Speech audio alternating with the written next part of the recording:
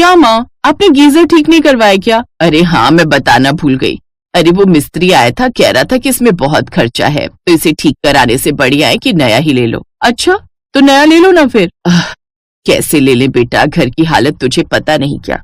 तेरे पापा की पेंशन पर ही तो पूरा घर चलता है। कहीं ऐसा ना हो कि गीजर के चक्कर में रोटी खाने के भी लाले पड़ जाए। अरे यार, पर इतनी ठंड में मैं नहाऊं कैसे अब? चिंता मत कर, मैं तेरे लिए गैस पर पानी गर्म कर देती हूँ। अपनी माँ लाजवंती की बात सुनकर शुभांगी ने नाक भौंसी कोड़ ली। फिर कुछ देर बाद रसोई में, माँ वैसे अपनी ये मिक्सी कितनी पुरानी होगी? कम से कम 12 साल तो हो ही गए। हाँ तो इसे अब बदलो ना माँ, कब तक इसके प्राण लेती रहोगी? चुप कर, सही तो चल रही है, और मुझे कौन सा इसमें चट्टाने पीसनी है। तू ज्यादा चू चपड़ मत किया कर, समझी? जब तेरी शादी हो जाएगी ना, तब देखूंगी कि तू अपने ससुराल में कितना नया और बढ़िया सामान लगवाती है। हाँ हाँ, देख लेना। और आप जब मेरे घर आओगी ना, तब देखना आपको सब कुछ टिप टॉप मिलेगा एकदम। ऐसे थोड़ी कि नहाने जाओ तो गीजर खराब, खाना बनाओ तो मिक्सी खराब, और कहीं जाओ तो मोटरसाइकिल खराब। अब इसमें मोटरसाइकिल कहाँ से आ गई है? तेरे पापा की मोटरसाइकिल तो एकदम ठीक चल रही है। हाँ, पर वो भी आपकी जितनी पुरानी हो चुकी है। देखना एक दिन कहीं रास्ते में ही राम राम ना बोल दे। अरे शुभ शुभ बोल, पगली कहीं की। शुभांगी अपने माता पिता की इकलौती संतान थी और स्वभाव से कुछ नकचड़ी भी थी। ऐसे ही कुछ दिन बाद, शुभांगी, ओ शुभांगी। हाँ माँ बताओ। ये ले, आ गया तेरा नया गीजर, अब नहा जितना नहाना है। अरे वाह, ये हुई ना बात। अच्छा, और नई मिक्सी? तू अभी पिटेगी की बाद में? बाद में। ऐसे कुछ और साल बीत गए। शुभांगी की शादी किशन नाम के लड़के से हो गई और शादी के दिन, देख शुभांगी मेरी बात ध्यान से सुन, तेरे ससुराल वाले बहुत अच्छे हैं। अरे सोच, लड़का अच्छा कमाता है, शहर में मकान है, फिर भी एक पैसा दहेज नहीं मांगा। तेरी तो किस्मत खुल गई बेटा। अरे महल में जा रही है तू, मखमल का बिस्तर होगा, नौकर चाकर होंगे, लंबी सी गाड़ी होगी, गीजर, वॉशिंग मशीन, सारी सुविधाएं होंगी वहाँ। अच्छा माँ, मैं बहुत खुश हूँ, पर इतनी सुविधाओं के साथ मैं रहूंगी कैसे? कोई ना, धीरे धीरे आदत पड़ जाएगी तुझे। शुभांगी तमाम सपने लिए हंसी खुशी अपने ससुराल के लिए रवाना हो गई। फिर जैसे ही वो अपने ससुराल पहुंची तो उसकी आंखें फटी की फटी रह गईं। उसका ससुराल एक ऐसे घर में था जहां सालों से रंग रोगन नहीं हुआ था। वो मकान कम, एक भूतिया घर ज्यादा लग रहा था। बेचारी शुभांगी चुपचाप अपने ससुराल के अंदर आई तो वहां खूब अंधेरा था। आ गई बेटी, आज से ये तेरा ही घर है। आजा बेटा, अंदर आजा। थोड़ा ध्यान से आना बेटा, वो लाइट नहीं है ना। पर माँ, इन्वर्टर कहाँ है? इन्वर्टर की बैटरी तो तेरे चाचा ले गए। कह रहे थे कि वो पूरे 15 किलो की है, तो वो धान तोल रहे हैं उससे। वैसे भी वो तो खराब ही पड़ी थी ना, तो मैंने सोचा बैटरी किसी काम में तो आ जाए, है ना। अपनी सास लीलावती की बात सुनकर शुभांगी के चेहरे की हवाइयां उड़ गई। लीलावती उसका हाथ पकड़कर उसे उसके कमरे तक ले जाने लगी। घूंघट निकाले शुभांगी बस अंदाजे से चल रही थी कि तभी उसका सिर दरवाजे से टकरा गया जो टूटा हुआ था। ओहो, तुझे कितनी बार कहा किशन, इस दरवाजे को ठीक करा ले, पर तू मेरी सुनता ही नहीं। माँ, वो 6 महीनों से टूटा पड़ा है, और आपने कब कहा मुझसे? चुप कर, बहुत बोलता है तू। बहू आराम से आना। हाँ जी मम्मी जी। शुभांगी ने अपने कमरे को ध्यान से देखा। सुहागरात के लिए कमरे में सजावट के तौर पर 2 प्लास्टिक के छोटे छोटे गमले रखे थे और बेड के पास जमीन पर एक चादर पड़ी हुई थी। अरे लगता है ये चादर यहाँ किसी ने गलती से बिछा दी, मैं इसे उठाकर रख देती हूँ। अच्छा एक बात सुनिए जी। हाँ कहो ना। ये दरवाजा तो टूटा हुआ है, तो फिर आप समझ गए ना। किशन ने अपनी पूरी ताकत लगाकर दरवाजे को उठाया और उसे बंद कर दिया।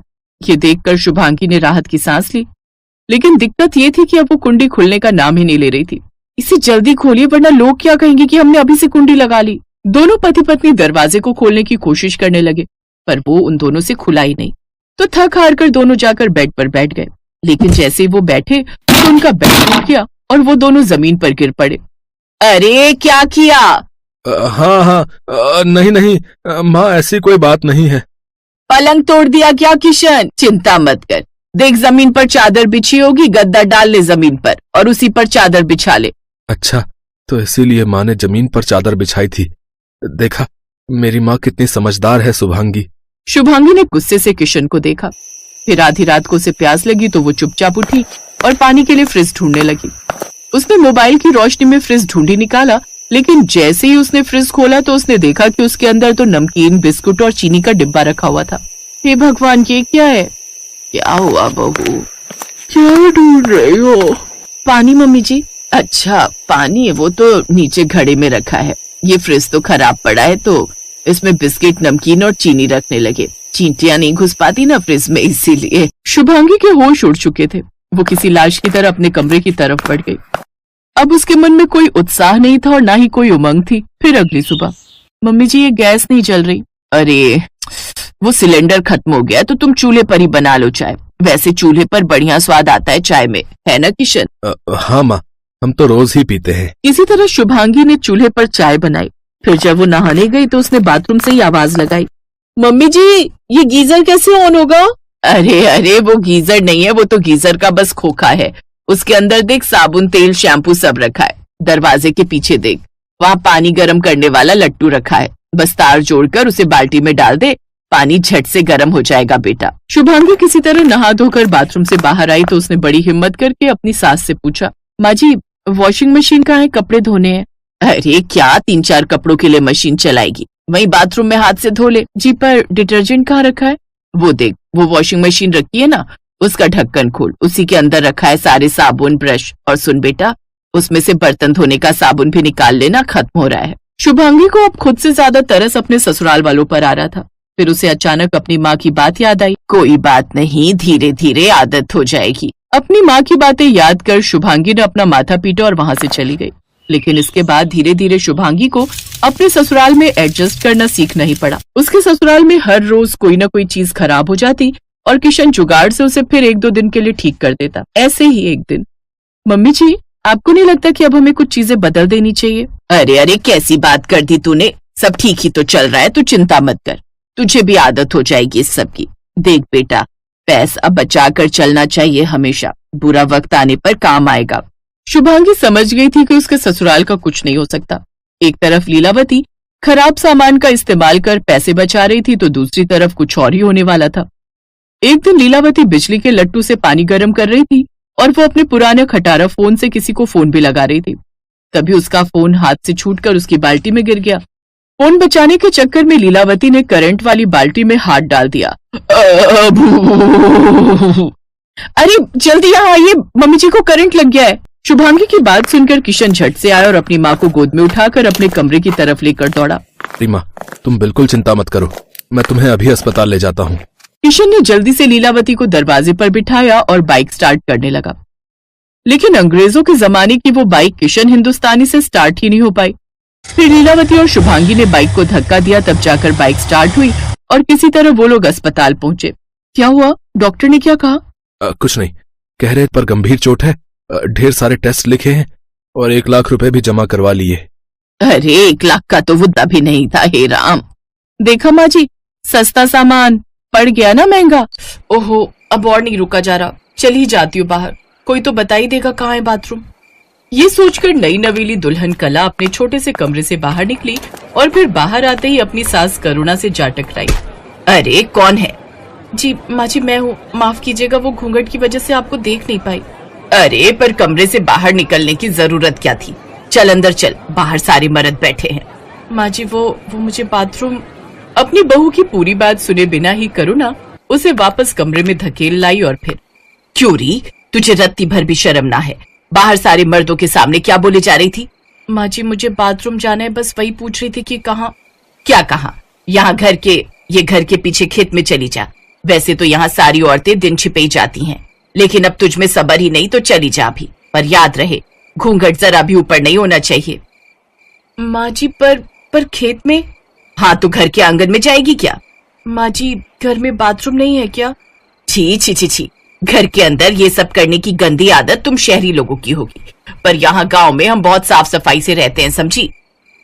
ये कहकर करुणा वहां से चली गई और फिर कला बड़ी हिम्मत करके घर के पीछे के रास्ते से खेत की तरफ गई। उस दिन तो किसी तरह कला ने काम चला लिया, लेकिन फिर अगले दिन, सुनो जी यहाँ हमें गांव में कितने दिन रहना होगा? अरे कल ही तो आई हो, मुझे लगा था कि तुम्हें गांव पसंद आएगा। अब गांव तो अच्छा है, पर यहाँ की कुछ चीजें ठीक नहीं है। जैसे कि घर में एक बाथरूम तक नहीं है, हल्का होना हो या फिर नहाना धोना हो, सूरज उगने से पहले सारी औरतों को तालाब पर जाना पड़ता है, और फिर एक ही तालाब में इंसान भी जानवर भी। ओहो, और मुझे ये बताओ, ये फर्श पर गोबर की लिपाई अब कौन करता है? बदबू से दिमाग खराब हो गया मेरा तो, ऊपर से ये कमबख्त घूंघट। 1 मिनट के लिए भी इससे छुटकारा नहीं मिल रहा मुझे। और तो और अरे भाई बस करो, मैं समझ गया, तुम ज्यादा दिन नहीं रुक पाओगी यहाँ। मैं माँ से आज ही बात करूंगा, बस कुछ दिन काम चला लो, फिर चलेंगे शहर वापस। अपने पति सुनील की बात सुनकर कला के चेहरे पर मुस्कुराहट आ गई। असल में सुनील कुछ साल पहले ही काम की तलाश में अपने गांव से शहर आया था। एक फैक्ट्री में दवाइयों की पैकिंग के काम में लग गया और इसी बीच उसकी मुलाकात कला से हुई। कला सुनील के दोस्त राजेश की छोटी बहन थी। सुनील को कला पहली ही नजर में पसंद आ गई और इस तरह कला सुनील की पत्नी बनकर अपने ससुराल आ गई। लेकिन यहाँ से निकल पाना अब उसके लिए बहुत मुश्किल था। हाँ हाँ ले जाओ भाई, यहाँ सब संभालने के लिए ये बुढ़िया तो है ही। जैसे जीवन भर संभालती आई है वैसे ही आगे भी संभाल लेगी। ऐसा क्यों बोल रही हो माँ? कला मेरी बीवी है, वो तो मेरे साथ ही जाएगी ना। क्यों बेटा, मैं भी तेरे बापू की बीवी थी ना, वो तो ना ले गए थे मुझे अपने साथ। सारी जिंदगी यही ससुराल संभालती रही। बस साल में 2 बार आते थे तेरे बापू और फिर एक दिन खबर आई कि वो अब कभी ना आवेंगे। पर फिर भी ना तुझे छोड़ा ना अपना ससुराल और ना यहाँ की जिम्मेदारी। अब पूरे कुनबे में तेरे बापू थे सबसे बड़े। आज भी हर त्योहार का पहला पकवान इसी घर के चूल्हे पर पकता है। सोचा था बहू आ जाएगी तो थोड़ा आराम मिल जाएगा, पर नहीं, मेरे नसीब में कोई सुख कहा। नहीं माँ, ऐसा मत कहो, मैं कला से बात करता हूँ। दरवाजे की ओट में खड़ी कला पहले ही सब कुछ सुन चुकी थी और ये भी समझ चुकी थी कि फिलहाल उसे ससुराल में ही रहना होगा। उसने सुनील से कोई बहस नहीं की और उसे अकेले ही शहर जाने दिया। बहू, शाम को मोहन चाचा और उनका पूरा परिवार आएगा। हमारी थोड़ी लाज रख लेना उनके सामने। ये जो घड़ी घड़ी घूंघट सिर से सरक जाता है ना, उसे थोड़ा संभाल लेना। और हाँ, शाम को जरा बढ़िया से खाना बनाना और मीठे में हलवा जरूर बनेगा। करुणा अपने आदेश सुनाकर चली गई और बेचारी कला दिन का काम निपटाकर फौरन ही रात की तैयारी में जुट गई। चूल्हे पर इतने सारे लोगों के लिए रोटियां सेकते सेकते उसकी हालत खराब हो गई। और मजाल है जो करुणा ने उसका जरा भी हाथ बटाया हो, लेकिन उसके घूंघट और चलने के ढंग को लेकर काफी टोका टाकी में उसने कोई कंजूसी नहीं की। अरे जरा धीरे धीरे चल बहू, क्या कहेंगे सब, और ये रोटियां थोड़ी पतली बेल। कला को समझ आ गया था कि वो लाख कोशिश करके भी करुणा को खुश नहीं कर सकती, इसलिए धीरे धीरे उसने भी हाथ पैर डाल दिए। वो करुणा से बहस तो नहीं करती थी, लेकिन अब काम उतना ही करती थी जितना उसके बस में था। और फिर एक दिन, माँ इस बार हफ्ते भर की छुट्टी लेकर आया हूँ। अच्छा है, बीवी कहेगी तो मिल ही जाएगी इतनी छुट्टी। माँ के कहे से तो 3 दिन भी नहीं रुका कभी। ओहो माँ, ऐसी बात नहीं है। असल में इस बार ठीक ठाक पैसा जोड़ के लाया हूँ, तो सोच रहा हूँ कि पूरे घर में फर्श पड़वा देता हूँ और आंगन के बाहर एक छोटा सा बाथरूम भी। ना, कोई जरूरत नहीं है, ये सब फालतू खर्चे हैं। यहाँ सब ठीक है। नहीं माँ, ये सब जरूरी है। हाँ हाँ, तेरी बीवी ने कहा है तो जरूरी ही होगा ना। अगर तुम्हें ऐसा लगता है तो ऐसा ही सही, पर मैं जो कुछ सोच कर आया हूँ वो सब तो करवा के ही जाऊंगा। हाँ। करुणा लाख कोशिश करके भी सुनील को कला से दूर नहीं कर पा रही थी, और तो और उसकी मर्जी के खिलाफ जाकर सुनील ने अपने घर में फर्श भी पड़वाया और घर के बाहर एक छोटा सा बाथरूम भी बनवाया। ये सब हो जाने से कला को काफी आराम हो गया, और असल में तो ये सब करुणा को भी अच्छा लग रहा था, क्योंकि आसपास के लोग उसके घर की और उसके बेटे सुनील की खूब तारीफ जो करने लगे थे। फिर कुछ महीनों के बाद, अब तू आ गया बेटा, अब आजा, आज मैंने तेरे लिए अपने हाथों से खाना बनाया है।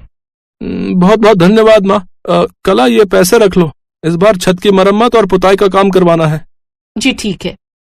ए रुक जरा, तू कहाँ लेकर जा रही है पैसे? सुनील, ऐसे संस्कार तो नहीं दिए थे मैंने तुझे।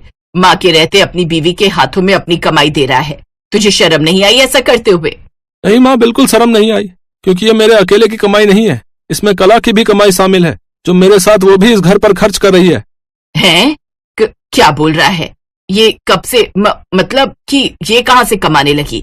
ये तो सारा दिन तुम्हारे सामने घर के काम करती है, और फिर रात को जब तुम सो जाती हो तब उन कपड़ों की सिलाई का काम करती है, जो मैं इसे हर बार ला कर दे जाता हूँ। और जानती हो माँ, अपनी कमाई का 1 भी रुपया इसने आज तक खुद पर खर्च नहीं किया। मुझसे कहती रही कि मैं खुद से पहले अपने ससुराल को बेहतर बनाना चाहती हूँ। सुनील की बात सुनकर करुणा को बड़ी शर्मिंदगी महसूस हुई।